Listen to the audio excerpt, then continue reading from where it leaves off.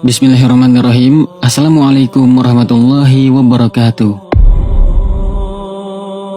Kisah nyata penuh hikmah berikut ini sudah cukup banyak disampaikan oleh kebanyakan ulama, dan juga kisah ini dapat ditemui di media sosial. Kisah tersebut ialah tentang seorang penjual es. Ada juga yang mengatakan bahwa ia adalah penjual es cendol yang didatangi oleh Rasulullah SAW di rumahnya sendiri. Namun perlu diingatkan sahabat beriman bahwa kisah ini juga belum tentu akan kebenarannya. Akan tetapi kisah ini dapat dijadikan pelajaran dan motivasi bagi kita untuk menambah keimanan dan kecintaan kita kepada Rasulullah SAW. Jadi cukup dengar dan ambil hikmahnya saja.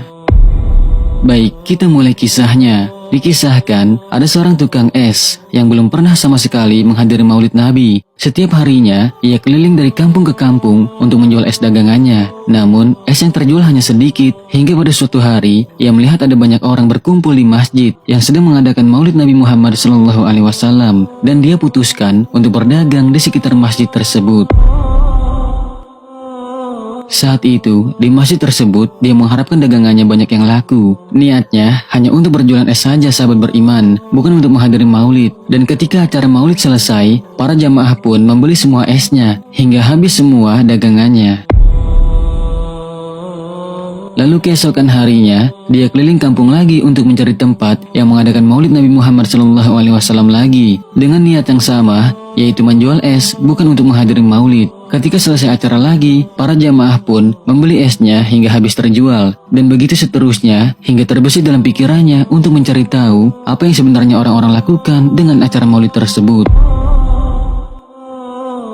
Kemudian, hingga suatu hari, ia berniat tidak hanya menjual es saja, akan tetapi seperti biasanya, namun juga berniat untuk mencari tahu apa yang dilakukan di dalam acara peringatan maulid Nabi. Lalu ketika sedang mengikuti acara tersebut, hatinya pun mulai tersentuh dengan qasidah-qasidah dan untaian-untaian indah akan riwayat Nabi Muhammad SAW dari pembacaan maulid tersebut.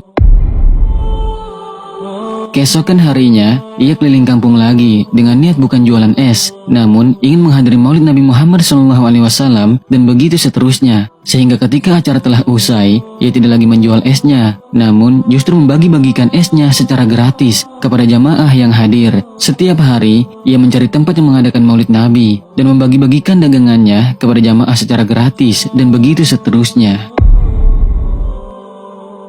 Hingga suatu hari, ada salah satu jamaah yang bertanya kepada penjual es tersebut, "Wahai penjual es, kenapa engkau membagi-bagikan daganganmu secara